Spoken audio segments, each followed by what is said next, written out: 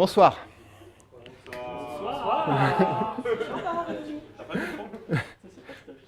Non. Non, j'ai une voix qui porte très bien, c'est bon. Et un micro-cravate pour la vidéo, dont nous parlerons dans une seconde. Donc, je suis Fred Tingo, je travaille chez Murex. Je développe tweetbench.com et je suis sur Twitter. Ouais. Profites-en. Si tu sais pas ce que c'est, tu as vraiment de la chance, c'est pas moi qui vais te... Qui est-ce qui vient ici pour la première fois? Waouh, trop bien. Et qui est-ce qui vient ici et qui connaît personne? Non, si vous connaissez... Enfin, si vous avez des gens qui connaissent personne autour de vous, ça peut être sympa de discuter avec eux pendant les pauses déjeuner, etc. Qui est-ce qui cherche du travail? J'ai vu qu'il y avait un commentaire. T'as le droit de Et qui est-ce qui embauche dans sa boîte?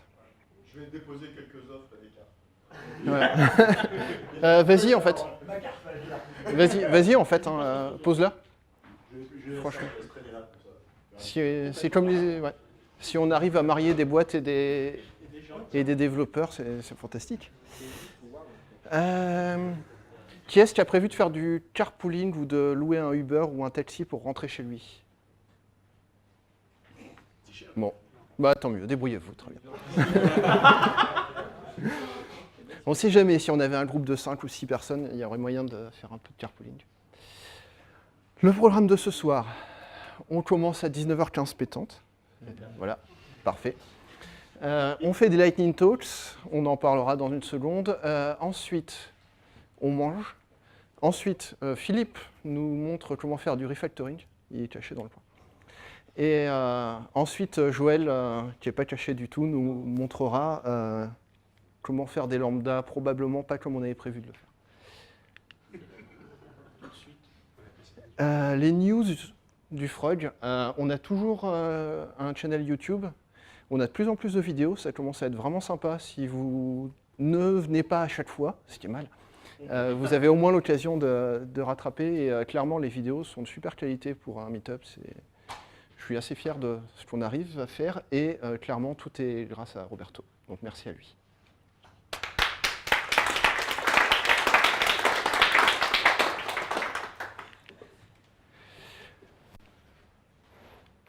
Ça sert à quoi un meet-up? Ça sert aussi à donner son premier talk. On a un formulaire sur le site de meetup.com sur lequel vous pouvez proposer des talks. Et en ce moment, le formulaire est vide. Et ça fait un bout de temps qu'il est vide, donc clairement, j'en parle pas assez. Si vous avez envie de faire votre premier talk, si ça prend 5 minutes, vous le faites en lightning talk.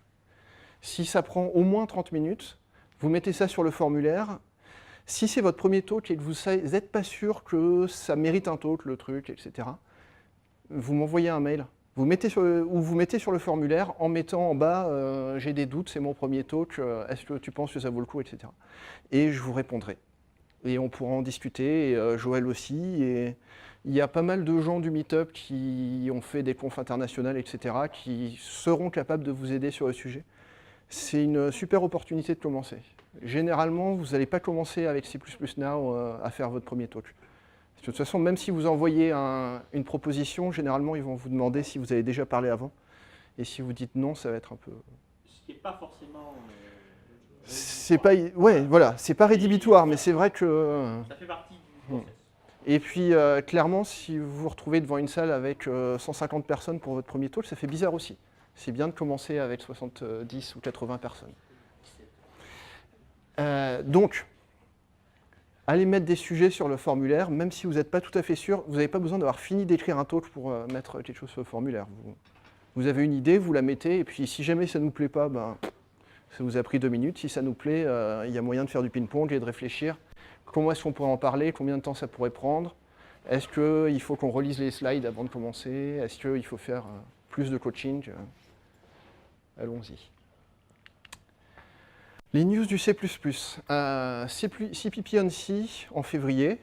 C'est une des raisons pour lesquelles il n'y a pas eu de meet-up en février, c'est que j'étais là-bas. C'était super bien. Toutes les vidéos sont déjà disponibles. elles sont vraiment bien. Des fois, j'essaye de vous donner une vidéo que j'ai bien aimée dans la conf. Là, clairement, j'y étais, j'ai aimé quasiment toutes les confs où j'étais. Et j'en ai encore 6 ou 7 dans ma to-watch list. Il y a vraiment beaucoup de choses intéressantes. Donc je ne vous fais pas de conseils particuliers, juste allez voir le channel. Les keynotes étaient bien. Les 3 keynotes étaient très bien. Il y a Chet Gregory qui a parlé du côté humain du code. C'était super intéressant. Il y a Patricia Haas qui a parlé de privilèges.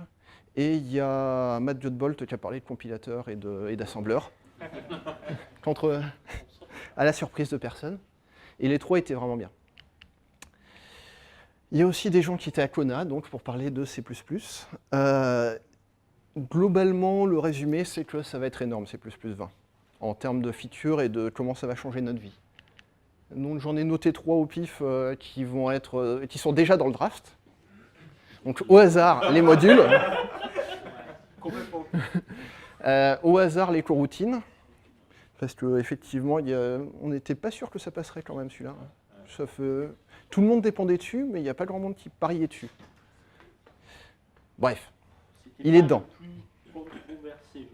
Et puis moi je suis content, il y a du LERP et je suis sûr que ça va être utile, de l'interpolation entre 2 positions.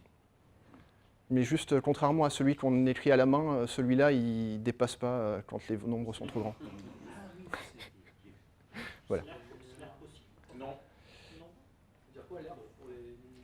Linéaire interpolation. C'est le raccourci qu'on utilise dans les API. Ouais, c'est les API graphiques généralement utilisent ce terme-là. Et SLERP pour sphérical linéaire interpolation. À 2 points sur une sphère, tu veux une trajectoire et tous les points terminés. Alors, dans ceux qui ne sont pas encore dans le draft, mais qui ont été acceptés pour C++ 20, il y a StudFormat. On va enfin pouvoir écrire des trucs correctement. C'est trop bien. On a les expansion statements, j'en avais pas entendu parler, mais on va avoir for ... Et ça va permettre de nous rapper les templates. Ouais, j'en vois un qui est content, là. Et j'en avais déjà parlé une fois, il y a longtemps, le stud optional monadic, où en fait, je chaîne les opérations sur un optional, et si jamais il n'est pas là, bah, c'est pas grave. Et du coup, là, je viens d'éviter 7 if, et un code qui fait 50 lignes, et juste, si jamais j'ai un chat dans mon image, je passe à la suite, et si jamais j'ai un beau taille, etc. Alors, ça utilise expected derrière, mais c'est pas expected, c'est vraiment juste, en fait, bah, tu chaînes les opérations sur les optionnels, et à la fin, tu reçois la liste des trucs qui sont passés. Mais si tu as une erreur, tu peux pas du coup faire un traitement d'erreur. Alors, tu as un or else ou quelque chose comme ça qui attrape toutes les erreurs sur toute la chaîne. Et après, non, tu peux continuer à faire comme avant, if exist à tous les niveaux. Juste, tu n'es plus obligé de te taper if exist à tous les niveaux. Ce qui... C'est de la librairie pure, tu n'as pas d'ajout standard en soi, quoi. Oui. Ouais, c'est ça. Tant que tu as expected, ça marche en librairie pure. Mais aujourd'hui, tu ne peux pas l'implémenter toi-même. Je crois.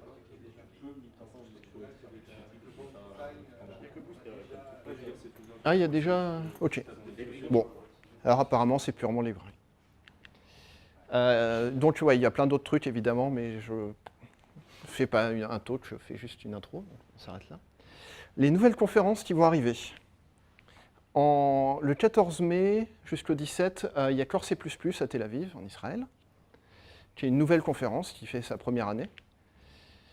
Du 5 au 10 mai, on a C++ Now, qui, lui, pour le coup, est là depuis un bout de temps, en fait, qui est la conférence un peu velue, si vous voulez vous faire arrêter par Eric Nibler au milieu de la présentation pour qu'il explique qu'en fait, il y a une solution beaucoup plus simple. Il faut aller là. Et Joël Falcou c'est à moi de parler, là ? et Joël Lamotte vont m'aider sur ce talk. Donc, le 15 juin, CPPP, conférence de C++ à Paris. Vas-y, Joël, si tu veux dire quelque chose. Oh, c'est à Paris. On n'avait pas dit qu'il fallait qu'on parte. Non, on n'avait pas dit. Non, mais ça fait partie des projets qu'on avait dans les tuyaux depuis depuis un bon moment. D'ailleurs, on va se faire écharquer le nez par Mathieu dès qu'il va débarquer. Donc ça va converger cette année. Donc on va commencer soft, un jour. Voilà. Voilà, comme ça va être bien. Le 15 juin, c'est pratique, c'est un samedi. Comme ça, Vous n'avez pas besoin de poser de RTT, vous pouvez venir. Donc cette année, on va faire un format un peu spécial. Ça va être un petit peu un mode, on va dire, best talk / guest star / les gens qu'on avait envie de voir. Et si ça se passe bien, ce sera très certainement répétable les années d'après avec un protocole un peu plus classique à base de CFP. La talk, etc.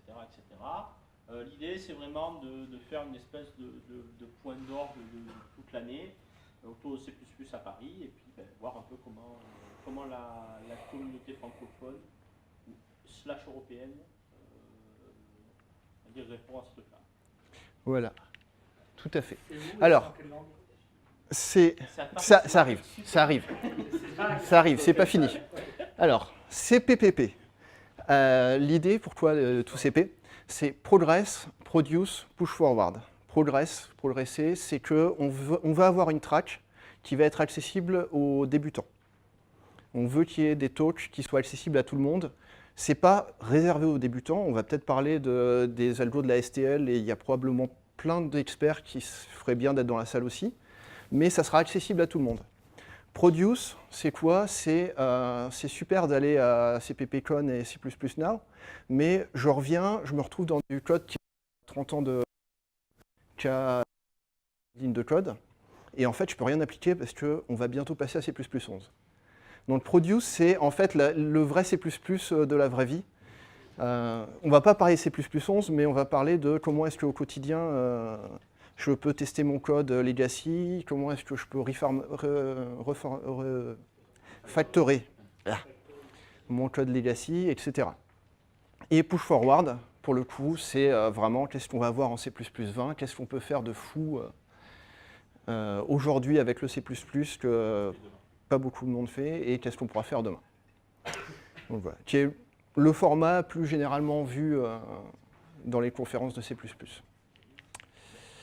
Ou, là, c'est pas un photomontage. Bon, la photo est peut-être un petit peu retouchée, mais effectivement,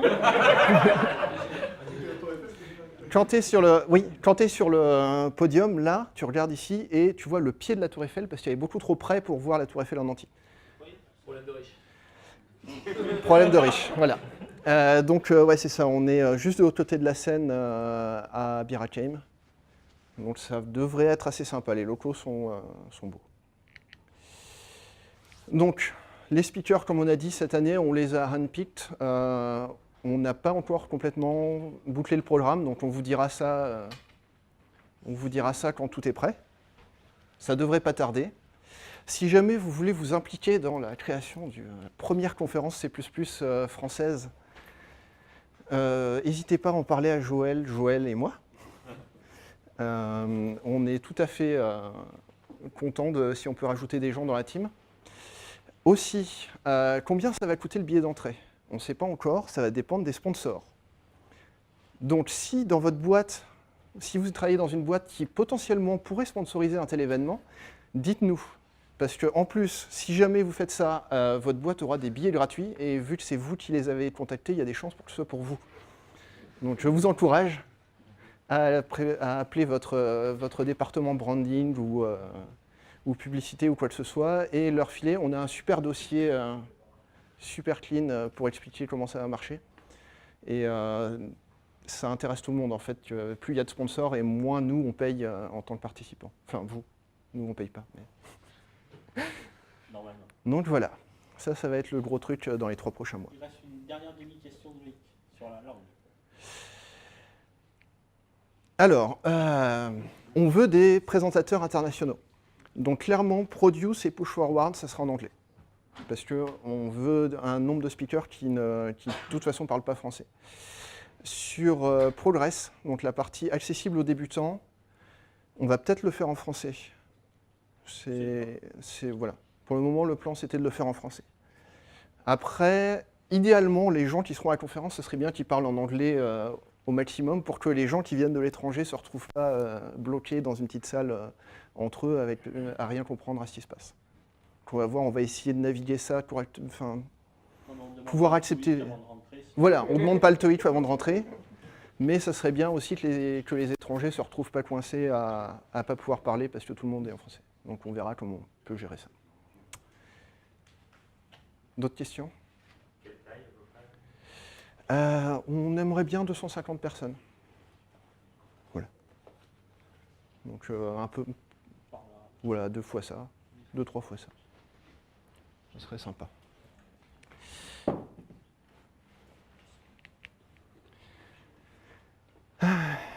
Et donc, ouais, la partie que vous commencez à connaître, ceux qui viennent régulièrement. Merci à Murex de nous accueillir dans ces lieux. Merci Murex. Voilà. Attends, et maintenant il faut faire le truc promotionnel. Ça va être très très long, attention. Donc Murex, c'est une équipe de plus de 2000 personnes avec 500 développeurs à travers le monde. On est dans 17 offices à travers le monde. On développe du software pour le capital market et on le fait avec passion. Et vous pouvez nous suivre à Work@Murex sur Twitter et sur LinkedIn. Ça vous fait rire, mais n'empêche que c'est hyper sympa de toute la partie branding de nous avoir fourni une présentation de 30 secondes. Parce que c'est à peu près ce qu'on a envie d'entendre quand on vient à un meet-up et qu'il y a des gens qui ont fait des meet-up où il y a quelqu'un du département branding qui vient présenter la poète pendant 30 minutes. C'est pas marrant. Donc merci Murex pour la présentation de 30 secondes. Voilà. Et maintenant, on va pouvoir partager nos connaissances du C++ et parler. Ah, je vois que quelqu'un se fait taper sur l'épaule déjà. Donc pour ceux qui viennent ici pour la première fois, la première partie, c'est les Lightning Talks. Si vous avez n'importe quoi que vous avez envie de raconter qui a un rapport avec le C++, voilà, ou avec les meet-up, et que ça dure moins de 10 minutes, vous pouvez venir ici, prendre le micro et le présenter. Ça peut être soit une super librairie que vous avez développée, soit ça peut être une question, un truc que vous n'arrivez pas à résoudre et vous aimeriez bien que les gens réfléchissent avec vous. Ça peut être un talk avec des slides que vous avez préparés et en fait vous rêvez de faire la CPPCon l'an prochain et vous voulez commencer avec un petit talk. Ou ça peut être un truc à l'arrache que vous avez fait sur l'ordi dans le métro en arrivant. Voire même maintenant. Ça s'est vu. Adrien est spécialiste de ça. C'est un peu le même principe. Voilà.